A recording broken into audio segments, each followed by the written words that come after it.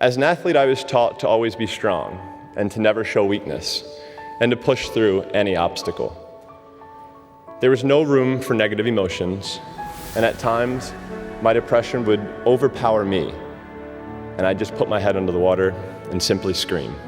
But in sharing my journey, I would like others to know that you're not alone, and you do not need to suffer in silence.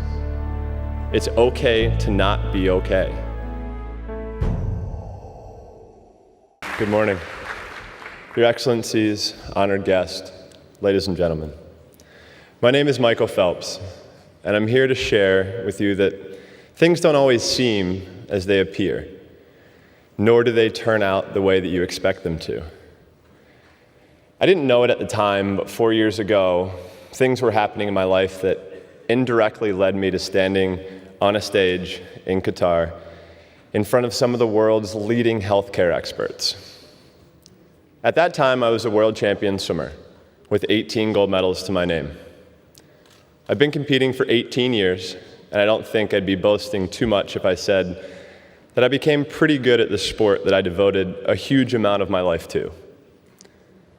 I'd enjoyed great professional success up until the point, but in 2014, none of that mattered. I was so down on myself that I spent 5 days alone in my room, and quite frankly, I didn't want to be alive. I saw myself as worthless and as someone who'd let down so many people that I cared most about. But having reached rock bottom, I decided to ask for help, and it was one of the best decisions of my life.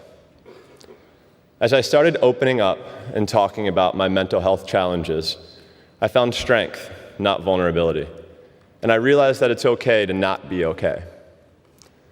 An estimated 1 in 5 people in the world suffer as a result of mental health issues.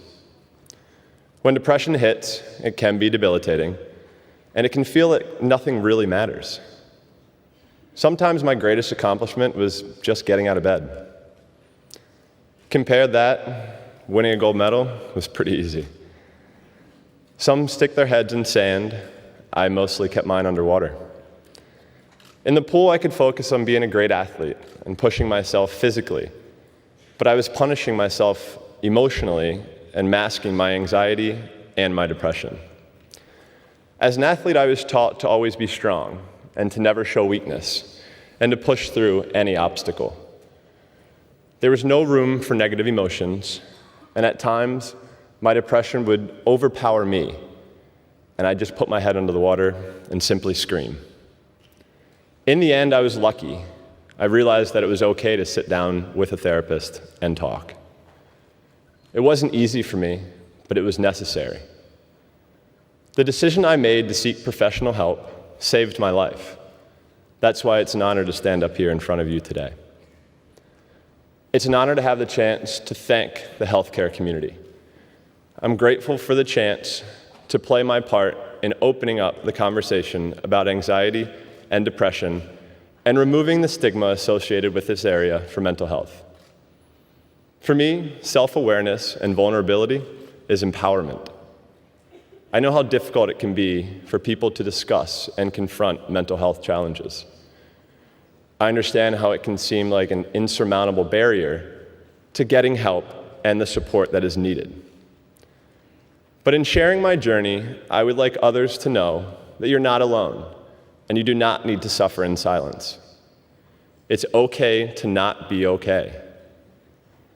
Thanks to seeking professional help, I have a better understanding of myself. I still have tough days, but I have the tools and the understanding to manage them now. I stand here today no less the champion, no less the athlete, no less the person who dared to dream big and work hard.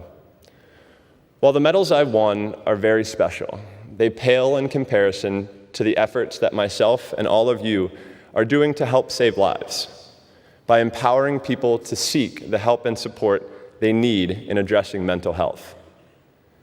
The challenge is before us, but together we can make a difference. Thank you.